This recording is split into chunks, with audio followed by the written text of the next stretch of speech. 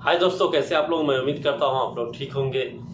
Gulf country से, चाहे Saudi हो, कतर हो, कुवैत हो, ओमान हो, कहीं से भी लोग अगर अपने घर जाते हैं तो सबसे पहले उसके मन में ख्याल आता है कि क्या क्या सामान लेके जाओ और जितना ज़्यादा से ज़्यादा हो सके उतना मैं ज़्यादा लेके घर जा सकूँ। इसको लेकर के जो एयरपोर्ट है उस पर काफ़ी सख्ती हो गई है और कई कई नए नए टेक्नोलॉजी के हिसाब से वो लोग चेक करते हैं कि क्या क्या सामान आप अंदर रखे हुए हैं। गोल्ड हो या ऐसे कोई भी चीज़ हो जो सोना चांदी जिस टाइप का सामान है, इस सब चीज़ों को लेकर के काफ़ी सख्त हो गया, क्योंकि इसमें इलीगली काफ़ी सारे लोग हैं जो छुपा छुपा कर सामान लेकर जाना चाहते हैं और लेकर जा रहे हैं। तो इसी को लेकर के कई सारे लोग एयरपोर्ट पे पकड़े जाते हैं। और एक दूसरा अपडेट है दोस्तों कि जो घरों में काम करने वाले हैं, कफील के अंडर काम करने वाले लोग हैं, उनके लिए खुशखबरी ये है कि अब उनको सैलरी टाइम पे मिल जाएगा। उसकी वजह यह है कि पहले कैश दिया करता था कफील लोग, तो कभी कम दिया, कभी आधा दिया, कभी नहीं दिया, इस तरह से परेशान हो जाता। जो उनके यहाँ कामगार थे, जो काम करने वाले लोग थे, वो लोग परेशान हो जाते थे, भाई कफील का सैलरी नहीं देता है तो ये प्रॉब्लम है, वो प्रॉब्लम है। अब ऐसा नहीं होने वाला है, क्योंकि सरकार ने कह दिया है कि जितने वर्कर हैं घरों में सबको आप डिजिटल हिसाब से आप पेमेंट कीजिएगा। डिजिटली एक वेबसाइट है जिसके थ्रू आपको पे करना होगा या किसी भी बैंक के अकाउंट के थ्रू आपको पे करना होगा। अगर नहीं करते हैं तो इसको लेकर के आपके ऊपर कार्रवाई होगी, यानी यहाँ के जो कफील है उनके ऊपर कार्रवाई होगी। ठीक है, तो इसी पे हम बात करेंगे दोस्तों। इन सबसे बात करने से पहले आप सबसे रिक्वेस्ट है कि चैनल को सब्सक्राइब कर लीजिए और दोस्तों को शेयर कीजिए और लाइक कर दीजिए। इंदिरा गांधी अंतर्राष्ट्रीय एयरपोर्ट पर, जो दिल्ली में है, एयरपोर्ट पर सोने की तस्करी के आरोप में 2 भारतीय नागरिकों को गिरफ्तार किया गया है। अधिकारियों के द्वारा इस बात की जानकारी भी दी गई है कि दोनों भारतीय नागरिक दोहा, कतर से आए थे।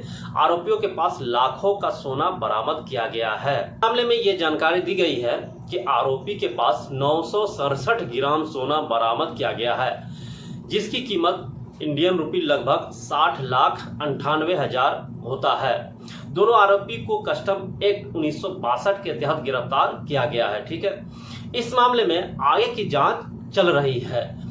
आगे बता दूं कि इस तरह के मामले पहले भी कई आ चुके हैं और एयरपोर्ट पर मौजूद सुरक्षा अधिकारी तुरंत इन आरोपियों को गिरफ्तार कर लेते हैं। अक्सर आरोपी के द्वारा सोने की तस्करी की कोशिश की जाती है, लेकिन एयरपोर्ट पर मौजूद सुरक्षा अधिकारी नई तकनीक से लैस है। ठीक है, और तुरंत आरोपी को गिरफ्तार कर लेता है। आरोपी चाहे जितना भी चालाकी कर ले, लेकिन जो अधिकारी है एयरपोर्ट के, वो उसको पकड़ ही लेता है। अब बात करते हैं दोस्तों कि पेमेंट जो डिजिटलाइजेशन हुआ है सऊदी अरब में, इस पे बात करते हैं। देखिए, Saudi digital salary transfer service update हुआ है। सऊदी मसानिद प्लेटफॉर्म के द्वारा डोमेस्टिक वर्कर सर्विस के लिए नए नियमों की घोषणा की गई है।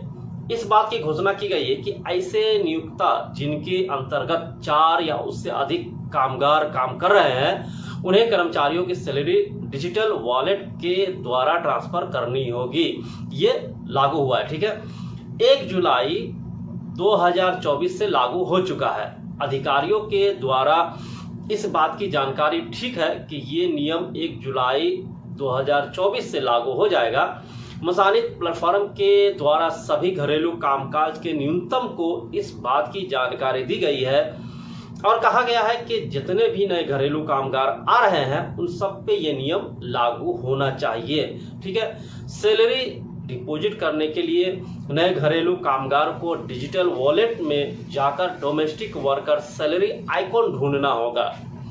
डिजिटली काम होने से कैश ट्रांजैक्शन की जरूरत नहीं होगी और आसानी से सैलरी ट्रांसफर हो सकेगी। नियोक्ताओं को इस बात का ख्याल रखना होगा कि जितनी सैलरी तय की गई है उन्हें उतनी ही सैलरी मिलनी चाहिए। ठीक है दोस्तों, तो ये कुछ अपडेट था। अब यहाँ के जो सरकार है वो भी सख्त हो गई है सैलरी को लेकर, और जो बाहर से कामगार आते हैं उनको लेकर, चूंकि कई सारे शिकायतें पहुँचती हैं कोर्ट में, तो इसको लेकर के यहाँ के जो सरकार है वो सतर्क हो रहा है। ठीक है, ये अच्छी खबर है। जो आने वाले वर्कर है, जो आ चुके हैं, उनके लिए भी अच्छी खबर है। मिलते हैं दोस्तों नेक्स्ट वीडियो में। Thank you.